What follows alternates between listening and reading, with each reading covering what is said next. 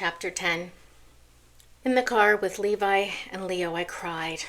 Not sobbing, just quiet streams of tears sliding down my cheeks, a slow, steady release. It had been a lot. The meeting, the emotions, my hormones bouncing all over. I felt like I'd just come off the world's longest roller coaster, and the thought of sitting across from all four of them alone, that would have broken me. I wanted to vent and to rage. To say something, anything about Viktoria, about her voice, her tone, her instructions like I was a project she'd taken to fix. But Levi and Leo wouldn't let me. Nope, Leo said, not even looking away from the road. We're not doing that. Not today, not ever. Imagine you were in her shoes. Would you be that graceful? And then, like clockwork, let's talk about something productive. I was learning that was his tagline anytime I started to spiral or complain. I don't know how they put up with me some days, from not hearing from me in years or at all, to completely being part of their life. It was a gift I never saw coming. I'm grateful. Even when I'm cranky and hormonal and short-tempered, Leo reminds me. Gratitude, girl, he'd say with a wink, it changes everything. I stayed part-time with Trish and other times with Leo and Levi. They owned a flooring store in the next city, and they had a cozy guest suite they let me and Jack stay in often. Jack loved it there, and so did I. It felt like a soft landing in a life that had been too hard edges for too long. At my next checkup and ultrasound, Levi came with me again. I was surprised to find Gabe and his mother already there. How did you know? I asked, startled. Levi shrugged. I told them. I was a bit put out. I hadn't expected that. But also, part of me was glad. I missed people. I missed family. Even if it wasn't always healthy, I missed being part of something. Gabe's mom, Lola, was a complete angel that day. Her eyes sparkled as the technician moved the wand across my belly. A, B, and C, she squealed. Oh, just look at them. And then the moment we've been waiting for. 2 girls, 1 boy. She clapped her hands, her eyes welling. Now we pick names, she said. Here, she fished into her purse, pulled out a small notepad and scribbled her number on the corner and then tore the page. English wasn't her first language, but she was kind and sweet and mostly quiet until this moment. You call me, okay? When you think of something, maybe half okay, some name, you call me. We'll talk together, names, okay? Please.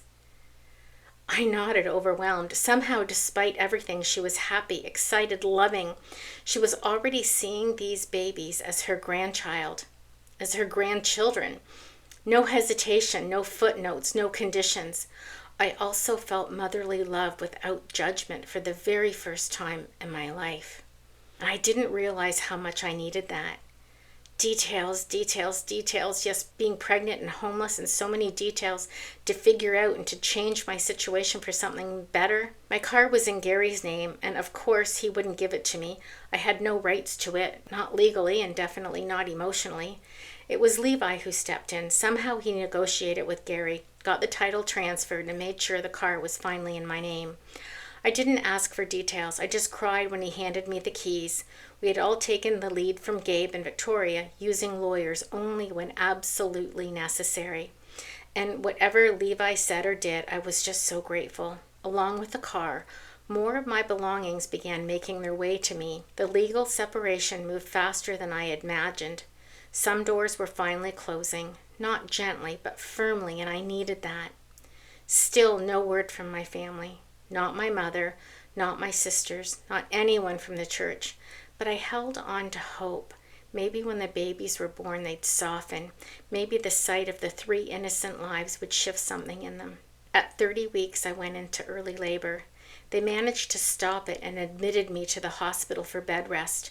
My body was exhausted, my heart was heavy, and the babies were still safe inside me. But for now, that was enough.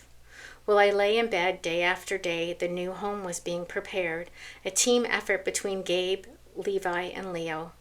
It felt strange being the recipient of such great help, and yet I was starting to believe I deserved it.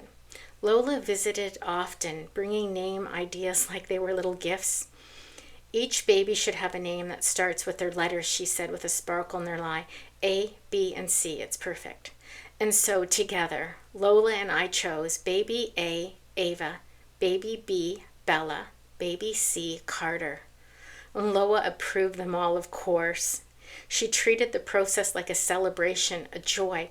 She was so kind to me, so gentle and so present.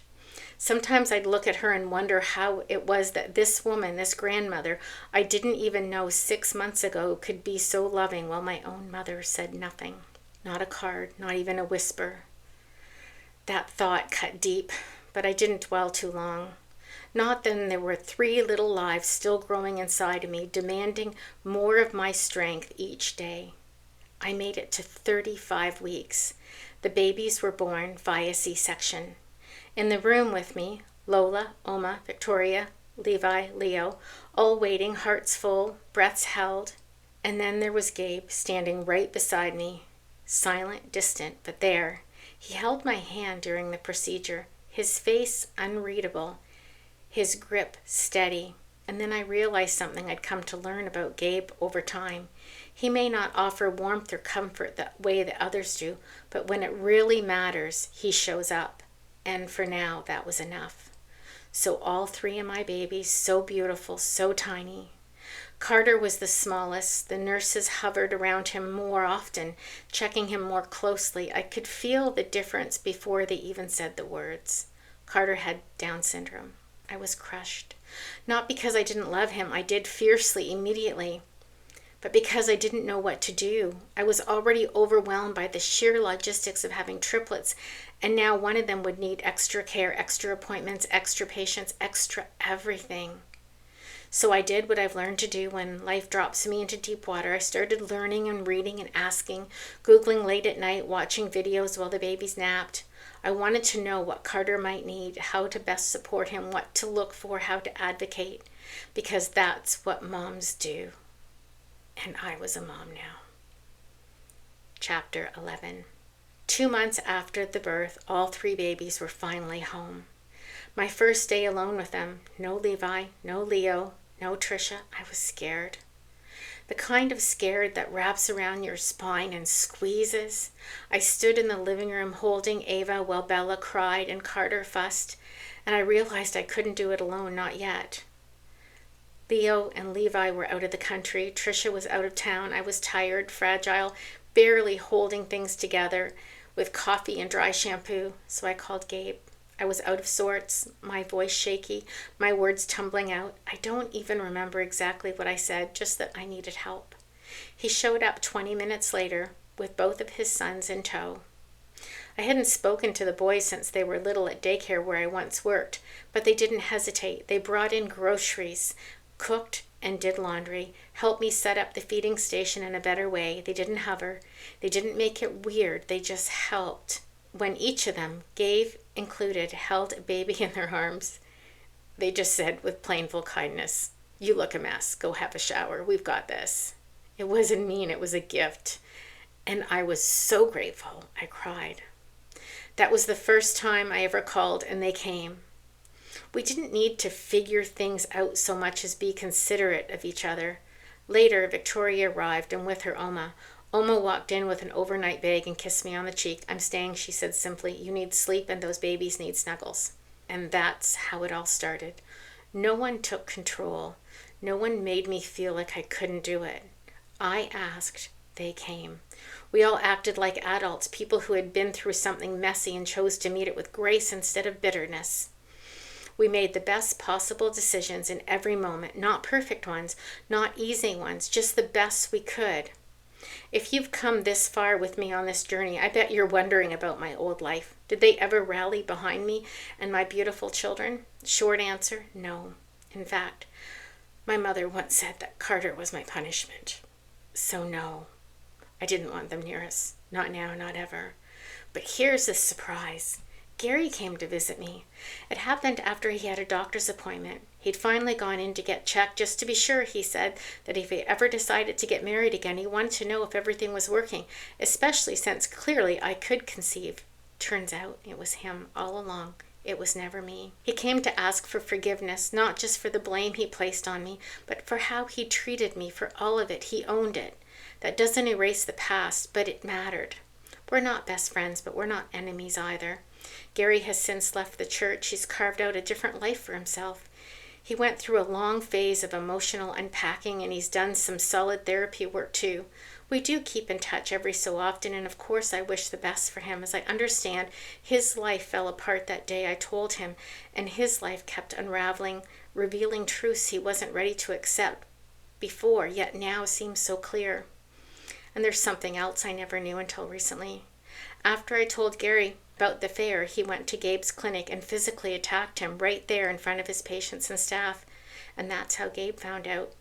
No one ever told me until Gary did. As for the house where I raised the kids, the one that Gabe bought, it sat on a busy road right on the corner of a quiet street that hardly anyone turned onto. It worked, it became home. Not a place I would have chosen, yet there's so many great things about this place. It turned out to be so perfect, and I still call this place home. And that plan that Viktoria handed me, that plan that made me so angry about becoming a kindergarten teacher, I looked at it eventually, and as much as I hated to admit it, it made sense. So when my littles started junior kindergarten, I started school too. And when things got heavy, when I hit a wall, Gabe would come and take the kids for a week or two. No drama, no guilt. I'm mommy. Viktoria is mom. They love her. She loves them. I never thought I'd have to share the title of mother, but that's how it happened. And honestly, it works. Because the kids don't need to understand how it all began. They need to feel safe, to be loved, and to be seen. And they are, every single day. Chapter 12. 13 years old. It feels impossible to say that out loud sometimes, as if all the years passed like pages in a novel and I didn't realize I was writing it. Yet here we are. Our life isn't ordinary. It works. It really works. Carter, sweet wise Carter, is the soul of our family. He's funny, opinionated, and wildly perceptive. He has this way of noticing what's unspoken or pulling us back when we drift too far from kindness. You can't get away with anything around Carter, not a passive-aggressive remark or an unforgotten gesture, not even a sigh that lingers too long. He holds us all accountable, firmly and gently and lovingly. When he was younger, maybe 7 or 8, he once asked, "Did you hurt Mom's feelings?" I blinked, confused. "What do you mean?" She looked sad when she saw the picture. "You should call her right now. Make it better." It was a photo I'd framed on the kids' room, one from a school trip to the orchard. Just me, the triplets, and Gabe. Viktoria had been working that day. I hadn't thought twice about it. But when she saw the picture later, and Carter, as always, noticed everything. That's just who he was. Now at 13, Carter volunteers at the local animal shelter. He's helped dozens of animals find homes. He has a gift for bonding with creatures that others overlook. He brings that same gift into our family. He's the glue, the quiet kind, the kind that holds everything and everyone together without making a fuss. He adores his oldest brother, always has. They take him places I won't, like they'll take him skateboarding or take him to videos. They tease him just the right amount. And when they're around, I take second place, and I wouldn't have it any other way. And Viktoria, she's still mom. She and the girls have a beautiful bond. Maybe it's the shared reflection, the way Ava and Bella look so much like Gabe's side of the family. Or maybe it's the way Viktoria always made room for them. She never tried to erase me. She just loved them, encouraged them, and gave them whatever she had to give. She's been a strong influence on their path. She taught them about education and confidence and independence. Never pushed, just offered her presence. Now both girls are planning to follow in her footsteps in dentistry. They're focused, bright, and more self-aware than I ever was at their age. Viktoria beams when they talk about school. Her boys, well, family boys now, in a way, they're both deep into medical studies. Their futures are still unfolding, but they're grounded, brilliant, and good.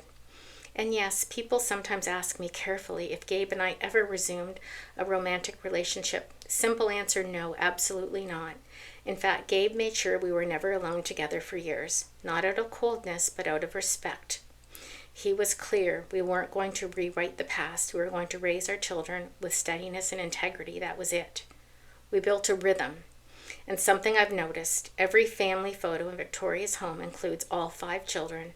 Hers, mine, ours. No edits, no exclusions. Just truth framed on the hanging on the walls. Over time, my circle grew in other ways too. From being shunned by my childhood family to being folded into the arms of my father's side, the grandparents, cousins, aunts, and uncles I never knew I had, I went from feeling discarded to deeply seen. They brought laughter, food, loud conversations, hugs that lasted too long, and traditions I never grew up with but now can't imagine living without. We move through life with a different sort of normal, one that works for us. And no, this isn't the dream I started with. This is what we built together. And so it is here that I leave you. Not the start of a love story or the end of one, but in the middle of something real, something earned. A life not defined about what fell apart, but by what came together anyway. We are not a perfect family, but we are a whole one. And that, I've learned, is more than enough. The end. Thank you for listening. Alaina's story isn't about excuses. It's about context, about courage, and the deep human truth that sometimes the heart whispers something louder than tradition allows. She didn't set out to hurt anyone. She set out to breathe and to know herself, to live a life that was hers, not one handed down with shame and silence. If this story moves something in you, please consider liking, subscribing, or sharing it with somebody who might need it. More Toad stories are on the way. Each one a soft rebellion, a deep truth, and a quiet revolution. Until next time, may you choose what's true, even when it's not what is expected.